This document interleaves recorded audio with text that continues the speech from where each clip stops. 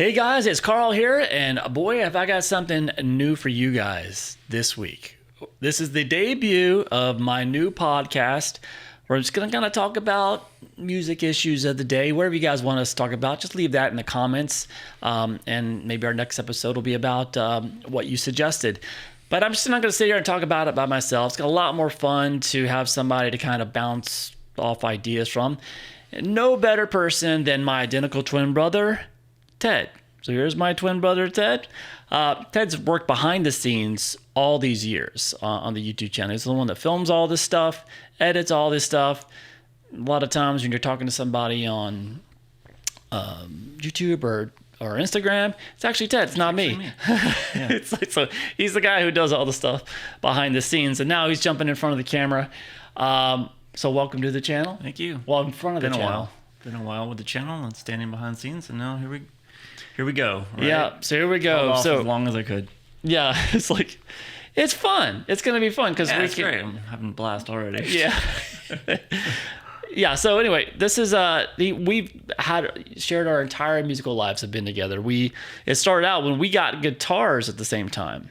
So originally, we were both gifted by our dad a guitar each one Christmas, one like in the mid '80s, and we didn't take it very seriously initially, and then one summer went by, and I've talked about a little bit about what really got me in the guitar, but I just got inspired to take it seriously, so I started working with a teacher and all that stuff, and that was about over the summer, and it would have been really kind of interesting if he played guitar too, but he didn't. He's always been a really good athlete, so he's doing a lot of sports. But by that Christmas, so I had been playing guitar for like four months, and he was interested in getting into music too. But now, since we're like competitive twins, he's probably like, okay, I'm not gonna try to. I'm not gonna do something that he's already got 4 months of work ahead of me on. Start, so yeah, 4 or 5 months. So I'm gonna do probably a different. Probably would have caught you anyway. Huh? Probably would have caught you anyway. Nah. It would have been competitive. Oh, that's that'd been great. It would have been a freak show. Yeah. Then that's probably another reason why we didn't do it, because you could feel it then. Like, no. Yeah, I know, because it's one thing to be twins, which is it's cool, but it's a little bit of cheese. It's a little cheesy a little bit too. If we were both playing guitar up front, I think it would have, So we went the Van Halen Pantera route. Yeah. So he picked up the drums, and we have that Christmas. That Christmas, you got drums, and I jammed with you. I'd been playing for 4 or 5 months, and then his first day that was recorded. And man, wouldn't it be great to intersperse that video right here? Yeah. But my dad taped over it. Yeah. Well, the NASCAR race. But the NASCAR race that he never watched again. But anyway, but since then we've been kind of a musical pair. Most of the times when we're playing in bands, it's been together, and we've traveled. We've moved cross country in bands together, lived together for decades, struggling as musicians in LA, and then Las Vegas, and then back to North Carolina, and then back out here. So we've been all over the place. So we kind of got a lot of cool stories and a lot of, views on a lot of things in the music industry. So anything you guys want us to talk about, let us know, and we will give our input, and I think it'd be fun. Somebody that I can kind of banter back and forth with now. So let's start. This first show we thought would be fun. All the shows are going to be fun. This is not educational material. Yeah, this is not. This is. We're still going to have that on the channel. Don't worry. By the way, Chaplin's here too. He's hanging out with us. He's probably going to be the star of the show, I'm sure. Yeah, absolutely. Yeah. But for the first show, we thought we'd talk about our worst gig experiences, since we've gigged a lot together, obviously, most of our lives. So we have some funny gig experiences, and they're funny to us. And I wouldn't say they're like nightmare. No one was burned or anything like that. We didn't have like the freaky tough shows, but we've had some interesting times. I can assure you. Yeah. So we're gonna go through some of those. Share your gig experiences, bad ones, in the comments, and obviously ideas for our next podcast that we're gonna do. We're gonna be cranking these out. Maybe even a couple of weeks if we get enough ideas from you guys for stuff to talk about, because we really don't know. So we're just kind of winging it here. Anyway, so let's talk about this. Let's do it. Where do you want to start? And by the way, Ted has a lot better memory for everything. He's a better memory from like all of the things that's gone on like decades in our musical history, sports history, news to me, everything. So he's gonna. No, you always bring up facts that I have like, oh yeah, like no clue, and that we did that, but you I don't know, for some reason you remember all that stuff. So we're gonna be leaning on you a lot for this one. So. Arl, where would you think we should start? Probably our first show would probably be the first place. That should be probably if we're going to go chronological. That was an interesting show that I can remember. Now we were in high school. We were probably in the middle year. I can't remember exactly what year it was. No, but we were in we were who were influences at this time like Cannibal Corpse and Napalm Death. We were in this type of death metal band. It was straight death metal. It was crazy. And our first gig was like a county fair, a battle of bands in a fair at the county fair. The county fair, and now this is, and now we don't live at Cumberland. We're from Greensboro, North Carolina. It's not very very small town, but it's like $250,000. It's decent. It's a medium sized town. But this battle of bands was on like local radio. So live on. So the tough radio. enough already. It's your first gig ever playing outside of your own garage, and we step up to go play this gig, and we had to do a little meetup. Like all the bands that were in this battle of the bands had to do like meet up with the people that are running the sound, to kind of lay in the ground rules and all that. And so we step up to do it, and they're telling you, all right, you got to. It's like it's a family fair, and like no. Oh, I know what you're going to talk about. In this one now. Okay, I get it. No, keep it family friendly. And we were always in bands with guys that were like older than us. I don't know why. It's just like we were always playing with guys that were at least somewhat older than us. Back then. Yeah, back then it was just always. But so we start playing. We go to this little meetup here for the bands a couple of days before the show, and we had this singer, and he was the sweetest guy. First of all, the era that this was most of the bands that we were performing against were like kind of hair metal bands. Yeah. Not hair metal, like just hair rock. Yeah, it wasn't just kind of light rock, pop, hair, or just straight pop bands. Yeah, or something I mean the biggest bands right then were like Poison, and I think like yeah. So it was.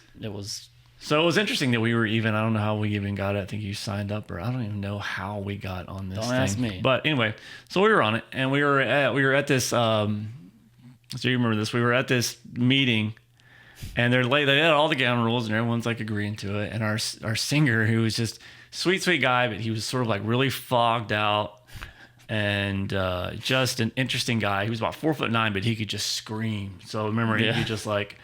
Bring it from. I was like, where are you getting this voice from? Which is why he was our singer. We were like a death metal band. So he comes vocalist. I always call him vocalist. He wasn't a singer so much. Yeah, he was a vocalist. Not a lot of singing going on. And so he comes up and he like raises his hand in this meeting, and there's like 50 people, the bands, and all their. And all of us are like, "You have a question? Yeah. What are we doing? We're good. We're good. We already stick out enough in this place." Yeah. He got it up. So. That's about what our singer sounded like. Yeah, it's kind of one of those things, a little bit louder than that, but yeah. It had that effect. On the crowd. He had delay on his. Remember he had that delay pedal. Yeah, he did have the delay pedal. Ran out of battery like everything. And so you'd hear that over and over again. Yeah, he would show up to the gig with just a delay pedal, a little digital delay pedal. So we so he goes up and they call on him, and he literally goes. I can't remember the exact words, but he was just like, yeah, I just want to say that we're not like a band.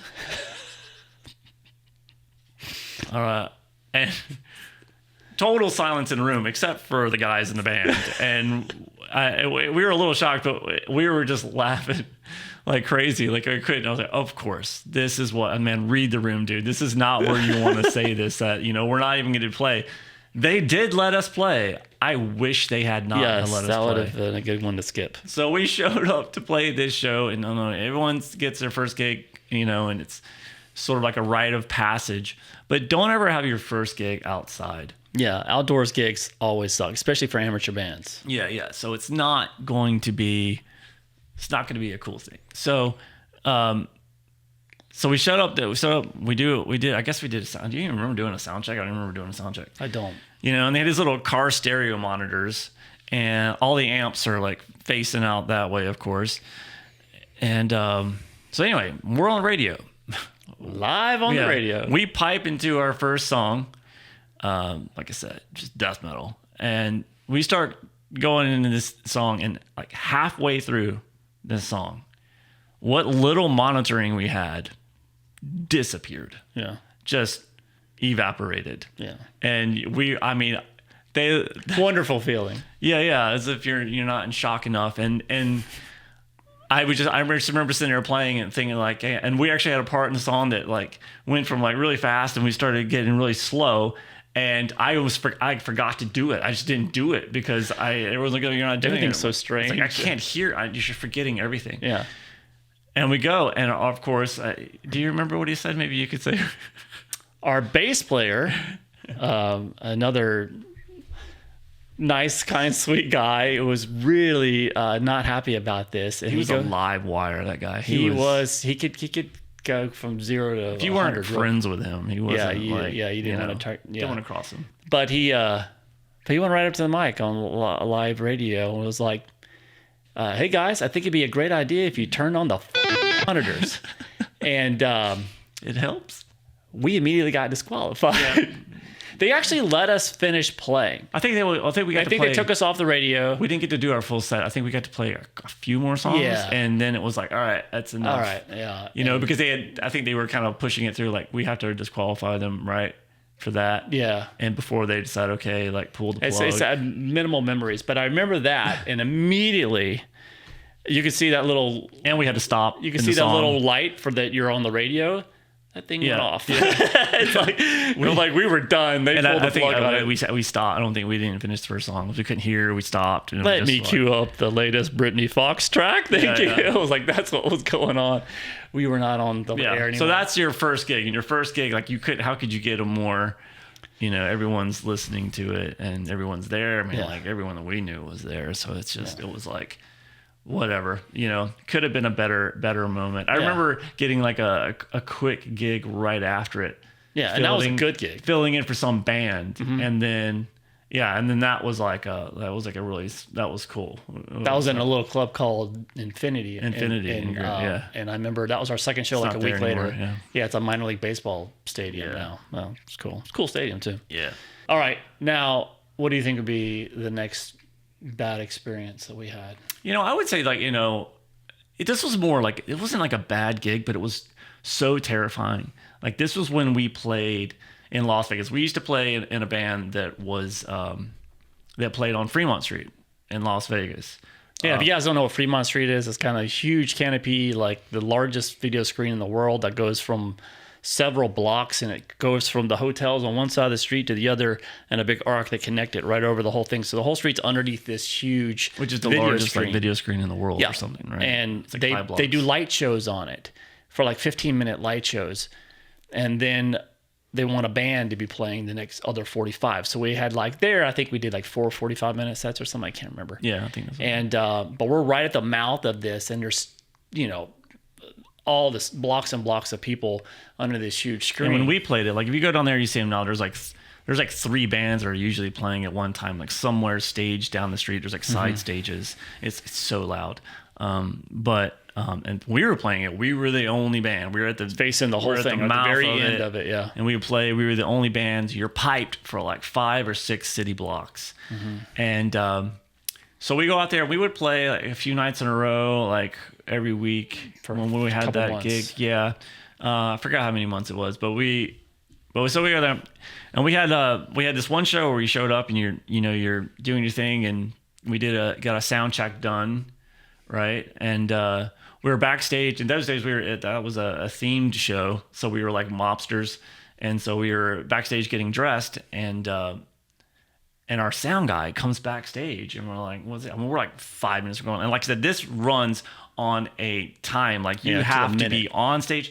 Like we'll get fined. Like, remember that we get fined if you're not you're on stage at the crack of it. As soon as that show's over, you're on filling up the entertainment. You play 45 minutes and like literally. All I remember about the fines of Fremont Street was if you got caught drinking alcohol in a band, you get fined $1,000. Yeah.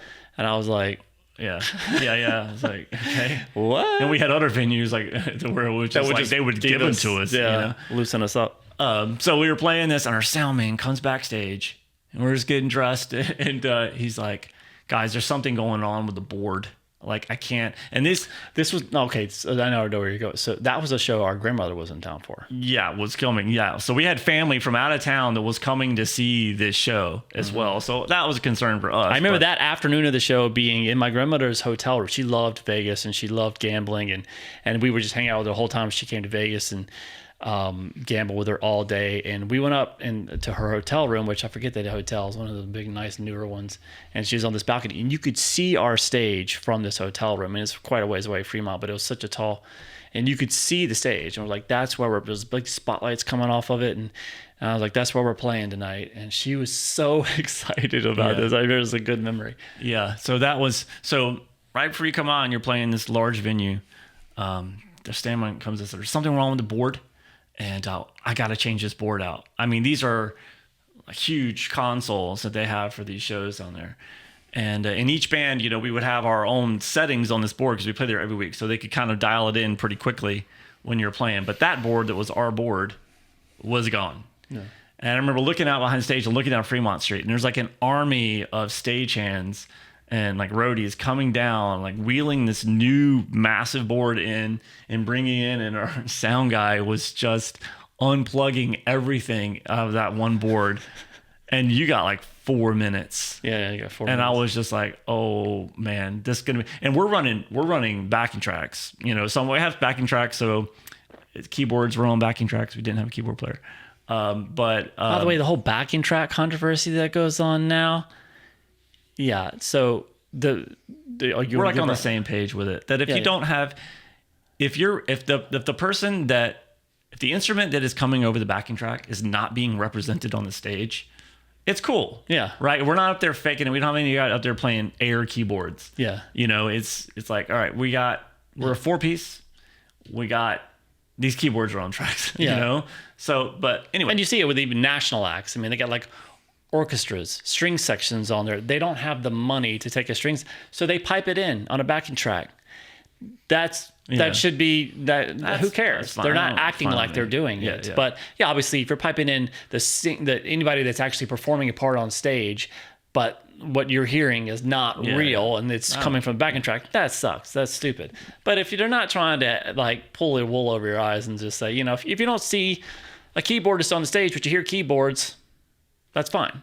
Cool. It's a track. It saves the band money. Yeah. And keyboardists are annoying people. I don't know if you ever met one. But and I did all the tracks anyway, so there's that. Yeah, he was doing the tracks, but he was just doing it in his bedroom. Yeah. But so we had that. So they're changing out this board. But so we're running tracks. So I've got in-ears. I think do you guys, everyone have in-ears, or it was just me? I don't even remember that gig. Anyway, I think you're the only one with in-ears. Yeah, so I had the in-ears because I'm kind of queuing up the tracks when we did have tracks. I mean, only like half the songs had tracks. So I'm queuing up the tracks. So you're getting count-offs, and I'm signaling the rest of the band. And I have to have all that kind of circled out to the board and split back to me. So I got my click, and I got the sound, and I can hear them. So that's all got to be... By the way, bands that play with clicks, it's a lot harder to play with a click than it is without. So it's like a lot of bands time their light shows and like their patch changes of their gear to that the MIDI will control that so they can put on a show. And so the clicks, you have to stay with a click track to do that. It is much harder. There's a lot of drummers that just can't do it. They're just not. But you have to be a much more talented drummer to play with a click than without.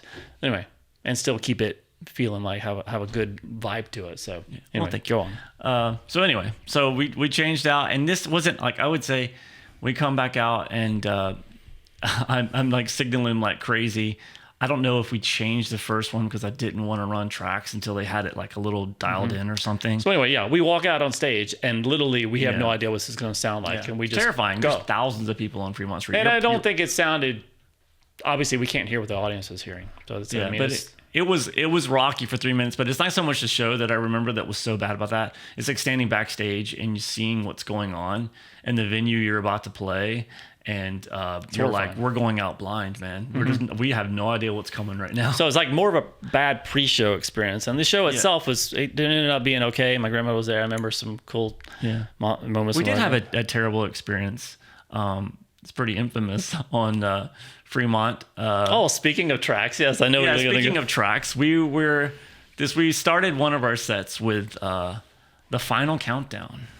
So you all know that keyboard hook that starts that track. So we start with that. Now we were a band. We played a lot of 80s stuff. We reworked a lot of pop songs and made them heavier. Yeah, we would do stuff like that. We would take we didn't do like none of it. I've never been like a pop or like a guy who listened to hip hop, but we would take like popular hip hop songs. Like LMFAO, remember they were. We would do some of that dance stuff too, but we would do like. I don't know, but we would make it sound like it was played by Alice in Chains. This is how we do it. Yeah, we literally give it the Alice in Chains vibe, and people loved it. Yeah. Anyway, so we would play that. So we were playing. So we open up. So it's opening a set. So you just at the end of the laser show, you've had 15 minutes to get ready to come out. So obviously these songs are not easy to sing, and so we had a lot of times, and we would kind of go back and forth sometimes. Depending on how the singer felt that night.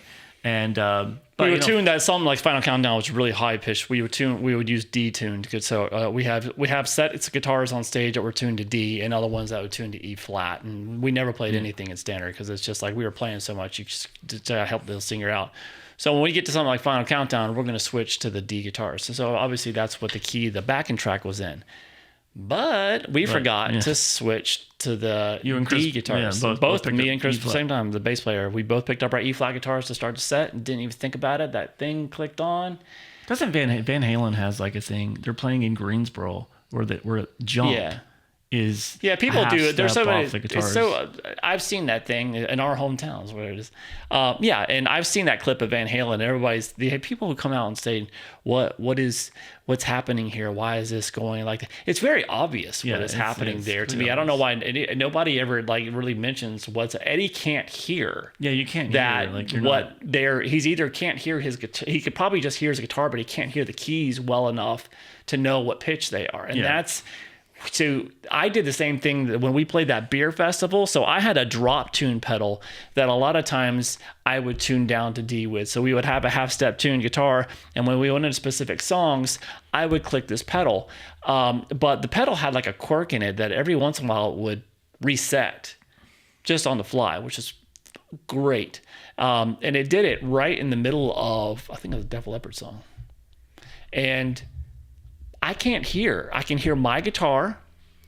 Still sounds fine. I can't hear the pitch of the bass player. I can't hear any bass guitar. I can hear what's coming from me, but the crowd can hear. Yeah.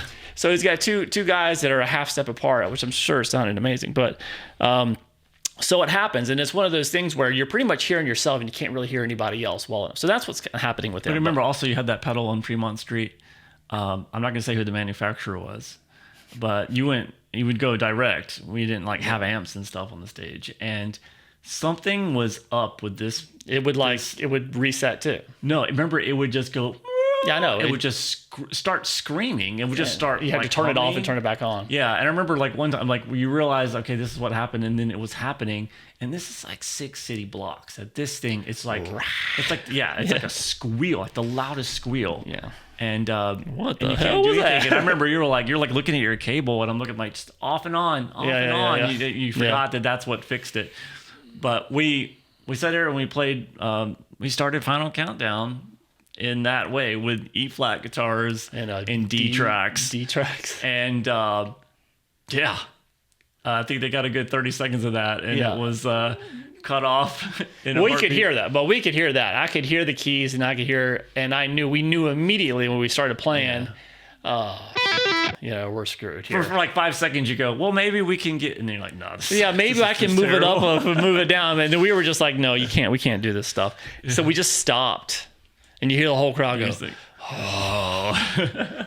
Because these people probably had their Final Countdown 30 years and all excited. And these people are so drunk out there. Yeah. There's like videos of some guy, like, actually we're playing Final Countdown and he's like just drunk out of his mind, and he's like probably 3 blocks from us, and he's like he's just doing him and his buddy, and you can hear us, just sounds huge. Like, So our sound guy called that the final meltdown. Yeah. He started calling the. I thought it was the final hilarious. It's like the final meltdown, which was like, I mean, you're never gonna you're gonna stop. You know, how many times is that gonna? I mean, that's happened to us tons of times. Hey, that's what happens. You know, having shows where like one kick drum pedal goes through the head. Yeah. You know, like, all right, I need to borrow someone else's bass drum to replace this, please. You know, that happens. You know, it just happens. All right, so this next one, I think Ted and I both agree is our absolutely worst show experience. Nobody died, but really you would probably would have been a better option for some people. So we basically, when we were in this group, we would play in Vegas a lot, but then we would go down to Laughlin for like 6 nights in a row, and then we'd go to Mesquite, which we're about to talk about. It's this gig in Mesquite, Nevada. And we had never been there. So it was the first time we had ever played there. And we got booked. I don't know the name of the hotel, but we got booked to play there in their Sky Dome Lounge. And it's this thing right in the middle of the casino. And it's a tall thing. And it sounded great on paper. We all got our own like nice hotel rooms. We all got like our own like personal, like we had this guy who would make us any food we wanted at any time of the day, any day, set a whole entire time there. We were there for 6 nights. So like, this is going to be a cool gig, man. So we go to this place. Now, I'll also say, too, to set this up, I don't know, as you guitar players out there, if you take some time off of playing guitar at all, you lose your calluses very quickly. It could just be a week. And between long runs of that, I was so burned out at this point of playing those shows that I would barely touch the guitar when we were home in Vegas. And we weren't playing anything. And this was the beginning of a 2-week run for 12 days. So we had to play 6 nights in Mesquite and then travel down and play 6 nights in Laughlin. And that's 6 hours a night. So it's a fun times. Yeah, it was beautiful. A lot of beautiful experience. No. Anyway, so we went out there to do this, and I hadn't played guitar in like a week. And then we go and do the first night shows, and it went okay. It's not a great venue because it's in the middle of a casino, so they don't want you being very loud. And you're sitting there, and there's like slot machines there. And I remember this really big, I do not remember that at all. Like elderly woman with an air tank. She got her oxygen, and she's got her mask, and she's like looking up at us. This is our audience. She's the only one paying attention, and everybody else is gambling, and she's just sitting there. And I'm like, dozens, tens of thousands of hours of practice, and this is what I got. But the first show, it was like, it wasn't terrible a great venue. It's like, I don't terrible like being venue. that type of band, but it was, but at least we did our we part. got through it. Yeah. Yeah. Second night was a disaster. Second night, the sound guy had to go. Some kind of guy they got to fill in. I don't know why they chose this person. I remember this guy. And this guy was nuts. He was like really animated, and he knew. He's very confident that I can remember. Very confident. And I'm the greatest sound guy you'll ever have. Yeah. And he obviously had never been at a soundboard in his entire life. And we start doing our first set, and things start, I mean, it sounds absolutely horrific up there. I don't even know what the crowd's hearing. And so our singer is barking at him a lot, right? So when we get off stage and we're backstage, the sound guy comes back there. He's like, "What are you barking at me for?" He's like this very animated guy. And he's like, this is the worst sound that we've ever had. What are you doing out there? My voice is completely dry. Everything is like, and he was like, "Well, what do you want me to do to it?" And he's like, "Just give me a little bit of reverb, give me something, a little bit of reverb, a little bit of space to my voice." And he's like, trying to ask him what reverb is, but trying to act like he knows. He already knows what it is, time. and he's like, so then his solution is like, do you mean that thing that makes your voice sound like far away? Yeah. And we're just stunned. I don't think we said anything. We were just like, yeah, we were just stunned. We were just stunned. We're like, we're just so screwed tonight. Yeah. And things started getting compounded because this is the second night and I hadn't played in a week, and my fingertips were so blistered that I could barely touch a guitar. And I had to play for 6 hours that night and then 6 hours for the next 10 nights. And it was not going well. And our singer got really ill, lost his voice, and was physically ill between each set. And I was fine. Yeah, Ted was. I was just watching the whole travesty unfold in front of me. Ted was brilliant. Oh, you know what? If we're going to talk about finger experiences, you weren't actually there for this. This is just reminding me of this. My worst experience was that was very painful, but I could physically play the guitar, but it was just in a lot of pain, and so I ended up getting through it. The most embarrassing experience of my hands not working correctly was when you were not there. This was at a classical guitar. I don't know if you guys know what a master class is, but basically, they had like a famous brilliant classical guitarist. This one was Ricardo Cobo. He's a great guitar player. And he came to this place at the Valley College in the LA area to do a master class. And I had signed up for it, and I was going to play Giuliani's Grand Overture. And the thing with me is my hands usually run a little cold, which I can get away with electric guitar, and I can get warmed up pretty quickly with it. And even if I'm not, I can still kind of do everything with it. Or classical guitar is a whole different ballgame. You really need too intimate. Yeah, well, you need to get that little touch sensitive on your finger, because your right hand is like your voice. And I was well aware of this, and this is a lot more sterile environment than playing in a band too. I'm looking in this like performance hall, and there's these other people who are performing these pieces, and then the guy critiques them and then teaches them for like 15 minutes, and then they go on and get the next guy.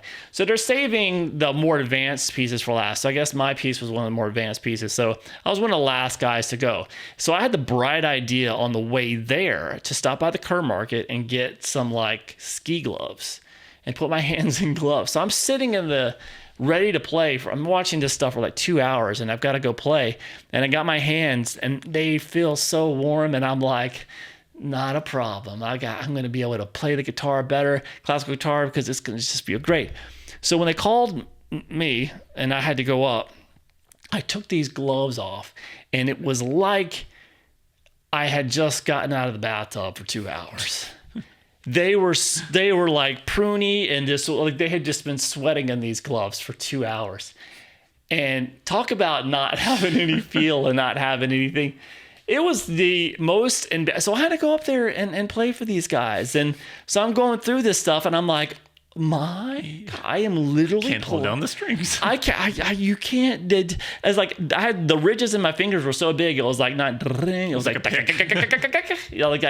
it was horrifying. But it was funny because I started playing the piece, and so he let me butcher through it, right? And then we started the teaching part of it. My hands were starting to recover a little bit and like come back to life, like I had. But I was like so pissed because my performance thing was just ruined because I'm like, my hands are like tacky and like, anyway, that's my worst. Like, by the way, if you people ask me all the time, Carl, how do I get better at performing? I'm such a nervous wreck. Embarrass yourself a few times performing classical guitar in front of an audience. Yeah. It's such an intimate thing, and so it's easier to do when you have guys up on stage with you. Yeah, you can kind of sort of the blame. Then any kind of rock bandish type the shame stuff is shared if you have easy. Guys on stage. Have a little solo classical guitar experience in your background. Just get through that, and then everything after it is going to feel like nothing. That's why I said if someone wanted to be a vegetarian, be a vegan for 3 months, and then being a vegetarian is really like, easy. Well, this is like nothing. Yeah, you know. But I would say like probably, and we don't want to make these too long. Probably the most interesting gigging experience we ever had was in Laughlin, Nevada. And we played this venue where I had never seen anything like it before. Anybody we ever in bands with, like, I had never heard of that. They would have 2 bands. So they would have 2 bands that would play the same, but you both playing the same night. The first band would go on at 7:00 and get off like at 1:45, and then the second band will start at 1. Starts at 1. And goes till 6 a.m. Now these are on weekday nights too, right? Still, it wasn't even like weekend nights. So we were a band out of Vegas, and they wanted us to come down, but it was like your first week in Laughlin, from what I can remember. You had to play this late. By the way, Laughlin is one of the hottest places on earth. This was in June or May. We played our first show there, and we were at the load-in, and I had these same stage boots that I had worn for probably since I was in my early 20s. And we are just my bags are still in the car. We're loading all the gear in. You don't want to leave it. And then we go to our rooms. And I take my boots out of the suitcase, and the soles had melted off of them. It was so hot. It was like 125 degrees. It's a good start to the gig. Yeah. So I had to go get some shoes for the gig at night. So you get loaded in. And so we had to play this time slot, which I didn't even think existed. And so we're playing from 1 in the morning till 6 in the morning. We jump on the stage, and we were a lot different. We eventually became very popular down there because we were so different from the bands that came through there. Not your standard lounge act. You know? We were like a rock band. So we came in, and but it was a little shock to the system. Like, these people are, the other bands finished, and there's DJs running between. So these people had just got about 30 minutes of, like, what's that shuffle song? Shuffle, some whatever, and that kind of sure. It's stuff. just dance music. Yeah, The whole night was dance music. The bands before us were just doing like dance and pop stuff like that, and then we came out. Here it is, 1 a.m, and we stopped that with a little bit of Hot for Teacher. Here we go. And they're like, I remember we're getting flipped off. Oh god, it was just brutal. like, it was hilarious. It was like the worst. And it was like stunning to these people. Yeah. They thought we're gonna. These guys are coming. We've never seen these guys. It's like Back to the Future, where we're like, your kids are gonna love it, or no, your parents loved it. Your parents loved this stuff. I don't know, garbage you guys are listening to. Yeah, and so that was it. But I remember it was so odd, and then obviously they grew to love us. I remember a woman in the very first first song. It's Out for Teacher. We're going on. I'm like, this thing raw. And we're thinking people are gonna love this. It's the opener for a reason. And this woman just walked past the stage, just flipped us the bird, the whole up close at the band or whatever. She ended up loving us, and she would come to every single gig. We played over 60 gigs down there, and even though we went back to Laughlin the first time, like 10 years, like a few weeks ago, just at the same band. We met up and just kind of like, remember we used to play this place, and she still lived there, and she recognized us. Yeah, she came running up, and it was really, so. But I more or less remember about that, it just being so eerie. Now, we never played this again. We're like, no, we're not playing this. We were the headliner went on first. Like, you go from like 7 to 1 set is the headliners. Yeah. So we did that the rest of the time, but by the end of the week, they liked us and they wanted us to come back. We said, we're never playing that 1 to 6 never playing the slot again. But I remember being in between sets, and you see the sun coming up, and our singer got an egg maker, and he pre-made like hard-boiled eggs, and we all went, and he kept him in this cooler while we were during the gig, and we get back at 6 o'clock in the morning. He's like, I got eggs for everybody, so I'm expecting like some nice eggs, and you show up, and it's a cold hard. Not only was it cold, they were frozen. It's a chest full of ice. You had like egg popsicles for it. I was like, that's it. I'm not doing that anymore. Do you remember that? I don't know the guy's name. He is the top Prince impersonator. I do remember. I don't remember. In Vegas. He had a big show in Vegas. If you said it, I would know his name, but I forget. He was the singer of the Purple Rain or whatever. Yeah. Whatever. So he's a huge show in Vegas. Incredibly talented guy. So this guy shows up. This is actually not going to... This was you that messed up. In it was my fault, this one. Sorry. So this guy shows up to this gig down there, right? And we had this Michael Jackson medley that we would play there. And it was like 17 minutes long, and they incorporated like 10 Michael Jackson songs. And people liked it. It was like kind of fun. And except our singer didn't like it. Yeah, our singer did. So he got on the dance floor. It was a huge floor, and then it was like a 2-story club. He got on the floor, and he started doing all these moves. And it was just amazing. I mean, the crowd was just watching him, and he just followed this entire medley we did, and he just did. And it was like really, really amazing. So between sets, we're like talking to him, and he's like, we're back in this little area. He's like, you guys want to jam? He's like, you guys play some Prince? And I was like, yeah, we do a couple Prince songs. We do like Purple Rain. We do Hot for Teacher. not Hot for Teacher. Let's Go Crazy. So he's like, let's Go Crazy. And he's like, you guys look like professional musicians. You know, we can just kind of talk about, I'll take this solo, do this, and we're fine. We'll make it work. And then he just looked at Ted, and he's like, for the ending, just watch me. Yeah. And sure, got it, man. He didn't. So he goes out and plays this thing. He sounds exactly like Prince. Plays amazing. He just sounds great, plays amazing, right? And we get to that big ending, that crazy. So he's doing the big jump off, the big thing, and he's like that. He's like doing a kick, whatever to it. But Ted ain't watching. But we've always just cue each other. We always just watch each other. You've probably seen we've shared a lot of live streams. Somebody shared the video of like you falling off the riser and hot the teacher on Fremont Street. Yeah.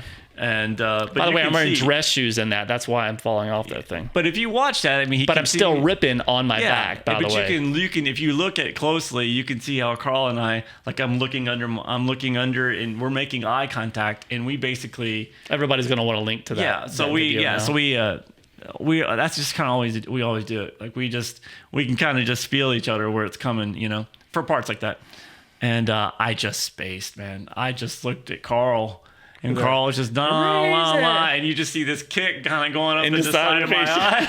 Your side eye, you see the guy doing the splits where you're supposed to do the hit. Left him completely hanging. Yeah, and I was just like, oh my god. Oh my god. You know, and I don't know why. I don't even think. I mean, he put on like a killer performance. It was just that one little actual kicker. I don't think he even said anything to me. He was just he knew. Great, but man. I was like, whatever. Up to then, it was like really, really good. But I don't know. So are we done? Yeah, I think we're just good for our first podcast. Yeah. Just like a little warm up. And again, everyone give ideas to what like subject matters you want. And we'll get used to this format too. We'll loosen up a little bit. Yeah, it's first time ever being on camera. First time. So this is a big deal. I mean, I've been sitting there. I've been looking at these red lights since 2009. So this does not faze me. 0 subscribers, you know. Yeah, with 0. Not this bad boy sitting here. Yeah. So I'm well aware of how intense it can be to be in front of a camera for the first time, and then how it takes a little while to get used to it. I think you see some of my early videos, and I'm probably like, you see my hands shaking. But anyway, I'm glad you guys. Hopefully, if you're still here, let us know which topics you'd like us to talk about, and we'd be happy to banter about it for it. And hopefully, you'll see another one of these in the next few days. All right. Thanks for hanging out, guys. And thanks for hanging out with Chaplin, too. I'll see you guys again soon.